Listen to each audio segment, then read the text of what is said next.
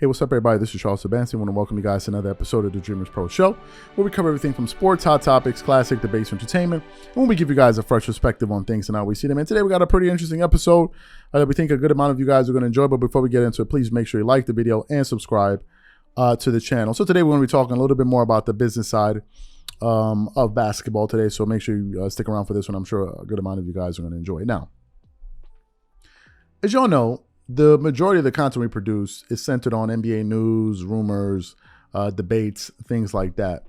But we seldom talk about the financial aspect or the business side of the NBA. And really, that's the part that I really want to focus on.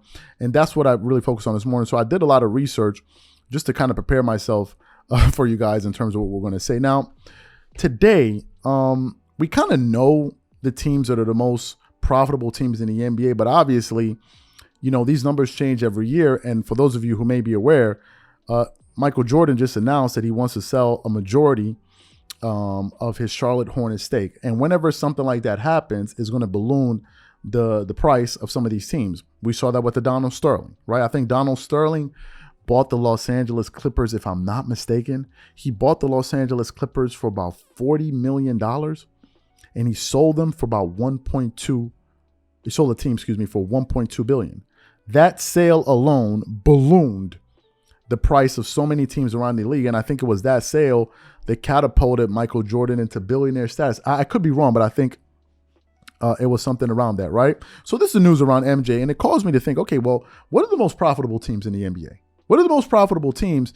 And does all of this spending and all of this money that's being spent, does it actually correlate with winning? And we got a few reports here that we want to get into here today. So before we get into that, this video is brought to you by sponsor Aura, who's also the official sponsor of the Minnesota Timberwolves. Do you know what the fastest growing crime in America is today? It's identity theft.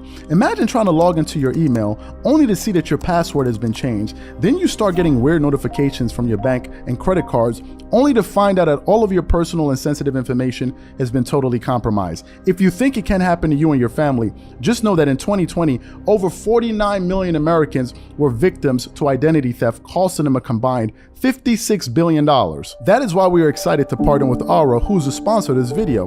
Aura is the #1 identity theft and financial fraud protection. Aura monitors the dark web and alerts you if any of your passwords and accounts have been breached. And funny enough, after using Aura, I discovered some of my credentials were floating around in the dark web, and the app showed me exactly when and where the breach happened. In addition, Aura allows you to set spending alerts, and they'll notify you of any suspicious transactions. Aura is 4 times faster than any of its competitors in alerting you if someone is trying to open a credit card or obtain a loan using your name. And remember this, every 14 seconds, someone becomes a victim of identity fraud. Don't let it happen to you. Now click the link in the description and try Aura for free for 2 weeks and see if any of you or your family's personal information has been compromised. Start your free trial at aura.com/dreamerspro. And when you try Aura, by using the link in the description below, also know that you're supporting this channel. Thank you. So let's get into it here. Now let's talk about the teams that are making the most money out there. Okay, there are a bunch of them, but there are really a few teams that are really crossing that $300 million mark every single year in terms of revenue. Now let's get into these teams right now. If we look at the team that just crosses the $300 million mark, we have the Phoenix Suns. The Phoenix Suns, they made about $302 million in the 2022 campaign. After that, we have the San Antonio Spurs. We have the Utah Jazz. As you know, they had Donovan Mitchell, and those guys were making the playoffs quite frequently. Then you had the Cleveland Cavaliers. Funny enough, you then had the Miami Heat, the Philadelphia 76ers at $345 million. You had the Houston Rockets at $350, the Chicago Bulls at $352. Then you have the Milwaukee Bucks, funny enough, at $352. Then you have the Boston Celtics at $360, the Los Angeles Clippers at $362. And you have the Dallas Mavericks at $364. Now, here are the teams that crossed the $400 million mark. The Brooklyn Nets made $400 million. The New York Knicks made $452 million. And let me just pause for a second here and talk about this. We put up a poll on our channel about a month or so ago, and we asked the audience, where would it have a bigger impact? If Kobe Bryant won 6 championships with the Lakers or the Knicks? Almost the majority of the people said the New York Knicks. It's the biggest market. If Kobe had won those five, forget about six, if he had won those 5 rings or 4 rings with the New York, do you know what that would have done to the value of that team? He would have been bigger than life itself in New York City. He would have owned New York City. So New York is at 452, and they're not really a good team really up until this season. That just goes to show you the market of New York. Following them, you have the Los Angeles Lakers, who pulled in $465 million. And get this, the team that made the most money, and it wasn't really even close, was the Golden State Warriors, who generated $765 million, according to Statista.com. That's incredible. Now, what I want to focus on is, let's look at some of the salaries of some of these teams. Okay.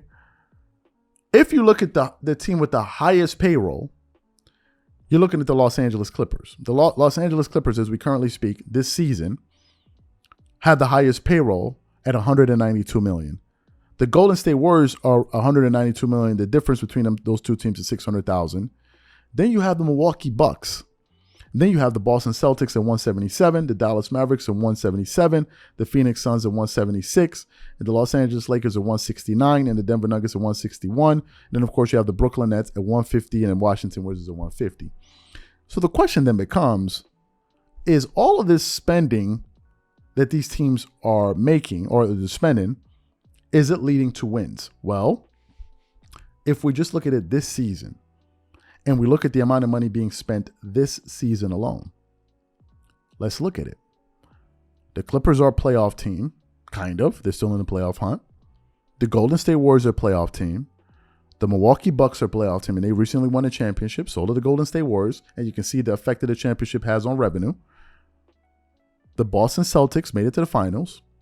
The Dallas Mavericks made it to the playoffs last year. This year, they may not even make it into the playoffs at all. They may miss the play-in entirely. You have the Phoenix Suns, they're competitive. The Lakers is an outlier. The Lakers have a payroll of $169 million, but they missed the play-in last year. This year, they most likely will make the playoffs. So this year, it could be money well spent. But then you ask yourself, if the Lakers didn't make the playoffs last year, and last year they generated how much? $465 million. It shows you the power of that brand and having guys like LeBron James and these guys play for them. And if you look at the most valuable teams, the most valuable franchises, if we look at the top 5, for example, right now in the NBA, the number 1 most valuable team that used to be the Knicks is now the Golden State Warriors. The Golden State Warriors are now worth $7.65 billion. The New York Knicks are worth $6.6 billion or $6.58 billion. The Lakers are $6.44 billion. Then you have the Chicago Bulls at $4 billion. The Boston Celtics at just under $4 billion, and the Brooklyn Nets. So to me, it just shows you how valuable these teams are. And with the new collective bargaining agreement that's about to kick in, the former collective bargaining agreement was for $25 billion. The next one the NBA is going to be asking in terms of, I'm not collective, but TV rights, excuse me. The TV rights was $25 billion. This one, they're proposing to ask for $75 billion. So imagine what that's going to do to player salaries and teams' revenues. The NBA is a money-making machine.